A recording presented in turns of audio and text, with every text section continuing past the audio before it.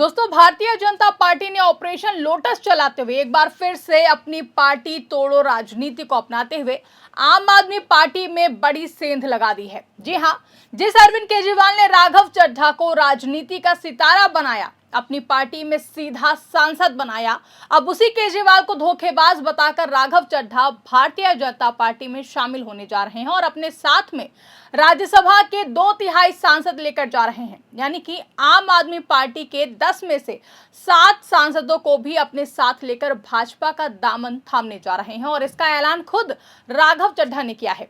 तो राघव चड्ढा ने press conference करते हुए आम आदमी पार्टी पर क्या क्या आरोप लगाए हैं और इन आरोपों पर आम आदमी पार्टी ने क्या जवाब दिया है, सब कुछ आपको विस्तार से बताएंगे और समझाएंगे अपनी स्पेशल रिपोर्ट में। नमस्कार, मैं आकांक्षा और आप देखना शुरू कर चुके हैं 4 PM न्यूज नेटवर्क। दोस्तों, एक बात तो आपने सुनी ही होगी कि राजनीति में कोई किसी का सगा नहीं होता है। यहाँ हर नेता अपने राजनीतिक फायदे के लिए कब किस दल के साथ धोखा कर दे और कब किस दल के साथ चला जाए, इसे लेकर कुछ भी नहीं कहा जा सकता है। ऐसा कुछ ही आज हुआ है आम आदमी पार्टी में, जहां आम आदमी पार्टी में आई इस बड़ी टूट ने राजनीति को हिलाकर रख दिया है। राघव चड्ढा का ऐलान और बीजेपी में जाने का जिस तरीके से उन्होंने जिक्र किया है, ये एक खबर नहीं बल्कि एक ऐसी कहानी बन गई है जिसमें भरोसा, महत्वाकांक्षा और सियासी चालें सब कुछ एक साथ दिखाई देती हैं। और अगर इस पूरे मामले को एक लाइन में समझना हो तो फिर ये कहना गलत नहीं होगा कि राघव चड्ढा ने खुद अपने ही लिए गड्ढा खोद लिया है। दरअसल आम आदमी पार्टी में आई इस बड़ी टूट को अगर सिर्फ एक ऐलान मान लिया जाए तो शायद तस्वीर अधूरी रह जाएगी। दरअसल ये कहानी उससे कहीं ज्यादा बड़ी है। ये कहानी उस सियासी खेल की है जिसे अक्सर ऑपरेशन लोटस कहा जाता है, जहां विरोधी दलों के नेताओं को तोड़कर अपनी ताकत बढ़ाई जाती है और इस बार निशाने पर आई है आम आदमी पार्टी और चेहरा बने हैं राघव चड्ढा। जी हां, राघव चड्ढा जो कभी आम आदमी पार्टी का सबसे चमकता हुआ युवा चेहरा थे, आज उसी पार्टी के खिलाफ खड़े होते हुए दिखाई दे रहे हैं। उन्होंने खुलकर आरोप लगाया है कि आम आदमी पार्टी अब अपने मूल सिद्धांतों से भटक गई है, निजी फायदे के लिए काम कर रही है। उन्होंने खुद को गलत पार्टी में सही आदमी बताया, लेकिन यहाँ सबसे बड़ा सवाल ये नहीं है कि वो पार्टी से नाराज क्यों है, असली सवाल ये है कि उन्होंने बीजेपी को ही क्यों चुना है। देखिए, राजनीति में नाराजगी होना कोई नई बात नहीं है। किसी भी नेता को अपनी पार्टी में मतभेद, नाराजगी हो सकती है। अरविंद केजरीवाल से भी कई नेताओं की असहमति रही है और आगे भी रहेगी, लेकिन जब कोई नेता पार्टी छोड़ता है तो वो एक वैचारिक दिशा चुनता है। यहाँ सवाल यही है कि राघव चड्ढा ने वो दिशा बीजेपी की तरफ क्यों मोड़ दी है। वही बीजेपी जिसके खिलाफ राघव चड्ढा कभी खुलकर बोलते थे, वही बीजेपी जिस पर वो आरोप लगाते थे कि वो लोकतंत्र को कमजोर कर रही है, एजेंसियों का दुरुपयोग कर रही है, आज अचानक वही बीजेपी उन्हें सही कैसे लगने लगी। क्या इतने कम समय में विचारधारा बदल गई या फिर हालात बदल गए हैं? यहीं पर ऑपरेशन लोटस वाला एंगल मजबूत होता है। पिछले कुछ सालों में हमने कई बार देखा है कि विपक्षी दलों के नेता अचानक बीजेपी में शामिल हो जाते हैं और अक्सर ये बदलाव किसी न किसी जांच, दबाव या फिर राजनीतिक परिस्थितियों के बीच ही होता है। इस केस में भी कुछ घटनाएं ऐसी ही हैं जो सवाल खड़े करती हैं। उदाहरण के तौर पर अशोक मित्तल का नाम सामने आता है। उन्हें हाल ही में आम आदमी पार्टी ने राज्यसभा का उपनेता बनाया था, यानी पार्टी ने उन पर भरोसा जताया, लेकिन कुछ ही दिनों के बाद उनके ठिकानों पर ईडी की छापेमारी होती है और फिर अचानक वो उसी टीम का हिस्सा बन जाते हैं जो कि बीजेपी में शामिल होने जा रही है। अब ये सब एक साथ होता है तो फिर सवाल उठना लाजमी है कि क्या ये सिर्फ एक संयोग है या फिर इसके पीछे कोई बड़ी रणनीति है। आज के राजनीतिक माहौल में ईडी, सीबीआई जैसी एजेंसियों की भूमिका को लेकर के पहले से ही बहस होती हुई दिखाई दे रही है। ऐसे में जब कार्रवाई के बाद राजनीतिक फैसले बदलते हैं तो फिर शक और भी ज्यादा गहरा जाता है। अब वापस आते हैं राघव चड्ढा पर। ये वही नेता हैं जिन्हें अरविंद केजरीवाल ने आगे बढ़ाया, राजनीति में पहचान दिलाई, एक राष्ट्रीय चेहरा बनाया। युवा, पढ़े लिखे, साफ सुथरी छवि वाले नेता के तौर पर उन्हें प्रोजेक्ट किया गया, लेकिन आज वही नेता उसी पार्टी पर आरोप की झड़ी लगा रहे हैं। जिस आम आदमी पार्टी को मैंने अपने खून और पसीने से सींचा और अपनी जवानी के 15 साल दिए, वो आम आदमी पार्टी आज पूरी तरीके से अपने सिद्धांतों से, अपने मूल्यों से, अपने कोर मॉरल और वैल्यूज से भटक चुकी है। और अब ये पार्टी देश के लिए नहीं, देश के हित के लिए नहीं, बल्कि अपने पर्सनल फायदे के लिए काम कर रही है। आप में से कई लोग पिछले कुछ सालों से मुझे ये कह भी रहे थे और मैं पर्सनली पिछले कुछ सालों से ये महसूस कर रहा था that I am the right man in the wrong party. I repeat, I am the right man in the wrong party.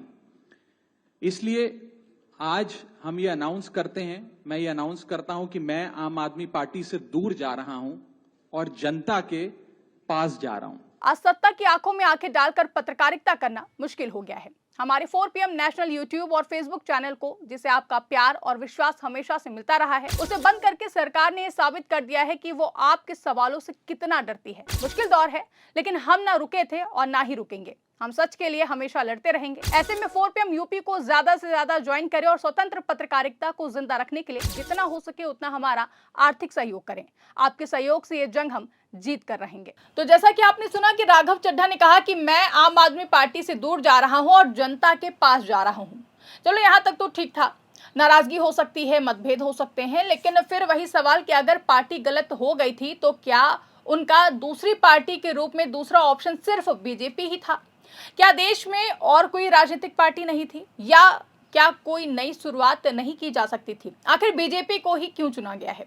अब राघव चड्ढा के ऐलान के बाद आम आदमी पार्टी सांसद संजय सिंह ने प्रेस कॉन्फ्रेंस करते हुए भाजपा के ऑपरेशन लोटस का जिक्र किया है और क्या कुछ कहा है, आप इस वीडियो में सुनिए। आम आदमी पार्टी के राज्यसभा के 7 सांसद तोड़कर भारतीय जनता पार्टी में शामिल किया। ये 7 नाम पंजाब की जनता को याद रखना चाहिए। ये 7 नाम पंजाब के साथ गद्दारी करने वाले जो ये लोग हैं, पंजाब के लोग इनको कभी माफ नहीं करेंगे। पंजाब की जनता इनको कभी माफ नहीं करेगी। आप बताइए, राघव चड्ढा को पार्टी ने विधायक बनाया, सांसद बनाया, क्या क्या नहीं दिया। पंजाब के लोगों ने, पंजाब की जनता ने कितना प्यार दिया, राज्यसभा में पहुंचाया। आप भारतीय जनता पार्टी की गोदी में पहुंच गए। असल में यहीं पर पूरी कहानी दिलचस्प हो जाती है, क्योंकि ये सिर्फ विचारधारा का मामला नहीं लगता है, बल्कि सत्ता और अवसर का खेल ज्यादा नजर आता है। और शायद आम आदमी पार्टी ने पहले ही भांप लिया था। इसी वजह से राघव चड्ढा को सदन में बोलने पर उनके रोक भी लगा दी गई थी।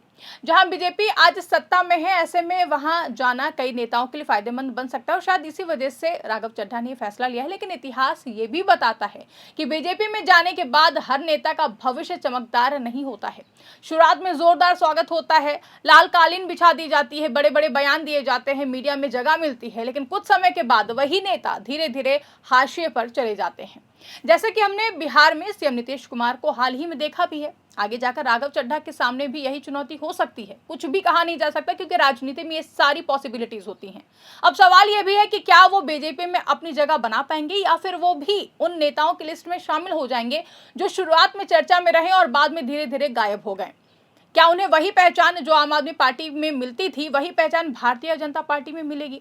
इस पूरी कहानी में एक और अहम पहलू है, जनता की नजर।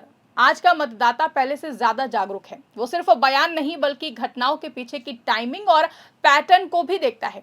जब एक नेता जो कल तक बीजेपी के खिलाफ था आज उसी के साथ खड़ा होता है, तो फिर सवाल उठते हैं और ये सवाल आसानी से खत्म नहीं होते हैं। ये मामला सिर्फ आम आदमी पार्टी की टूट या बीजेपी की मजबूती का नहीं है, ये उस सियासत की कहानी है जहां पर विचारधारा और सिद्धांत अक्सर सत्ता के सामने पीछे छूट जाते हैं। राघव चड्ढा का फैसला सही है या गलत, ये तो समय ही तय करेगा, लेकिन फिलहाल जो दिखाई दे रहा है उसमें सवाल ज्यादा है और जवाब काफी ज्यादा कम है। और सबसे बड़ा सवाल यही है कि अगर आम आदमी पार्टी गलत थी तो फिर बीजेपी अचानक से सही कैसे हो गई? ऐसे में तो खुद राघव चड्ढा ही कॉम्प्रोमाइज्ड नजर आ रहे हैं। फिलहाल राघव चड्ढा के इस फैसले पर आपकी क्या राय है, आपको क्या लगता है, कमेंट करके हमें जरूर बताइएगा। फिलहाल के लिए इस खबर में बस इतना ही। अगर वीडियो पसंद आई हो तो इसको ज्यादा से ज्यादा लाइक और शेयर करना ना भूलें। हमारे चैनल पर नए हैं तो चैनल को सब्सक्राइब जरूर कर लें और देखते रहिए 4 PM न्यूज नेटवर्क।